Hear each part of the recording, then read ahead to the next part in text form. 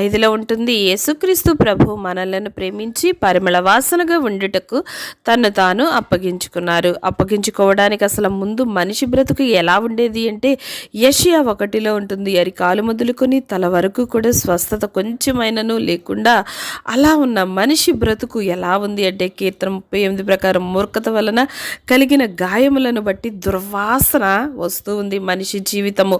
ఇలాంటి దుర్వాసన కొడుతున్న మనిషిని ఎఫెసీ 5 ప్రకారం యేసుక్రీస్తు ప్రభువారు ప్రేమించి సంరక్షిస్తూ వచ్చి ఉన్నారు.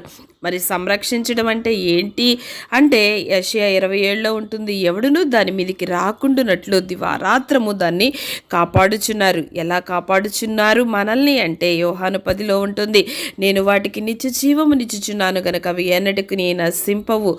ఎవడును వాటిని నా చేతిలో నుండి అపహరింపడు. నీవు దేవుని చేతిలో ఉన్నావు. ఆమేన్.